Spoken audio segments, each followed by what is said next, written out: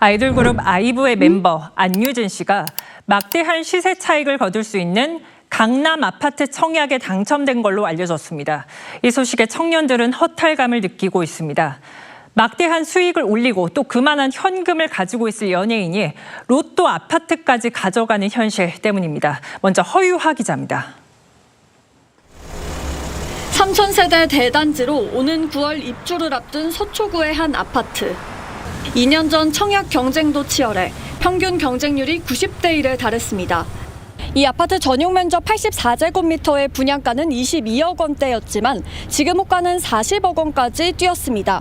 시세 차익이 최소 15억 원이 넘습니다. 매도 하시려는 분들이 이 정도 금액은 받고 싶다. 계속 가격이 오르고 있어서. 최근 유명 아이돌 그룹 아이브 멤버 안유진 씨가 이 아파트 청약에 당첨된 사실이 뒤늦게 알려졌습니다. 정부가 청년층에게 기회를 준다며 가점을 따지지 않은 추첨제를 확대했는데 안 씨는 추첨제를 통해 당첨된 걸로 보입니다. 이런 사실이 알려지자 온라인에선 그들만의 리그, 2030 무주택자를 바보 만든 것이라는 성토가 이어졌습니다. 이 아파트는 2년 전 분양을 받은 만큼 지금의 대출 규제를 받진 않습니다.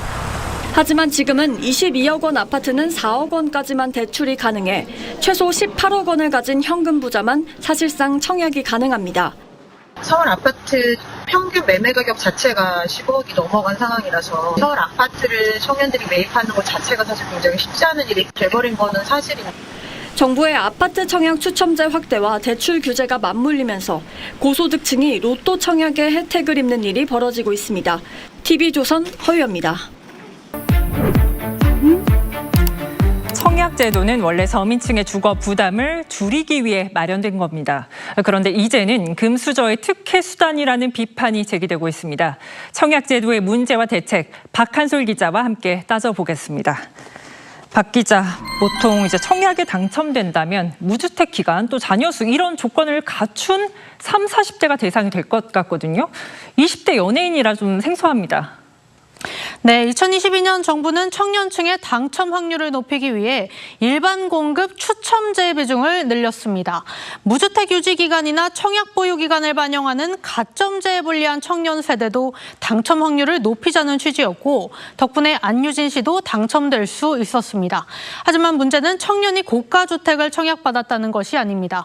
대출을 잔뜩 조인 상황에서 일부 현금 동원력이 좋은 청년들만 혜택을 누리게 됐다는 게 비판의 핵심입니다. 그럼 청약제도 취지가 흐려지게 된 게 대출 규제 강화 때문이라는 건가요?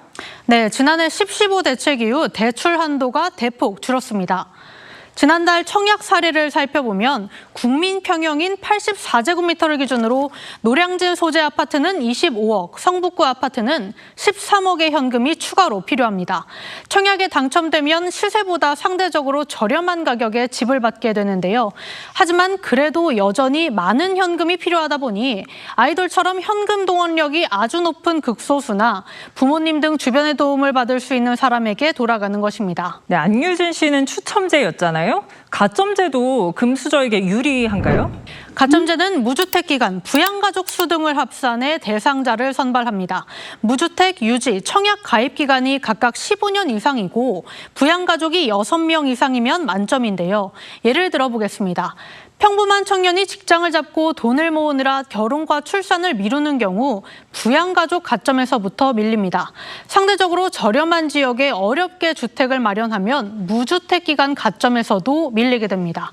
반면 경제력 있는 부모의 지원을 받으며 일찍 결혼을 했고 강남 지역에서 전월세를 살며 무주택 기간을 오래 유지한 다자녀 부부는 가점에서 절대적으로 유리해집니다. 네, 서민들에게 저렴하게 주택을 공급하겠다. 이런 청약제도의 취지가 많이 무색해진 것 같거든요. 전문가들은 어떻게 해결해야 한다고 보나요? 집값을 잡기 위해 대출을 옥죄는 방식이 결국 청년층의 주거 사다리를 걷어찬 측면이 분명히 있습니다. 대안으론 장기 주담대 확대를 통해 청약 당첨자의 잔금 부담을 낮춰줘야 한다는 지적이 나옵니다. 다만 대출 완화 대상을 생애 최초와 같은 실수요자 등으로 좁혀야겠습니다. 하지만 전문가들은 근본적 해법은 공급 확대뿐이라고 합니다. 3기 신도시는 어차피 공공주택 위주로 공급을 하게 되면 분양가도 합리적으로 책정이 될 수 있고 2030 청년층에게 충분한 내 집 마련의 기회를 제공할 수 있어서 확대가 시급하다. 네, 정부가 청약 제도뿐 아니라 실수요자들이 실제 집을 살 수 있는 여건 자체까지 살펴보는 게 중요할 것 같습니다. 박 기자 잘 들었습니다.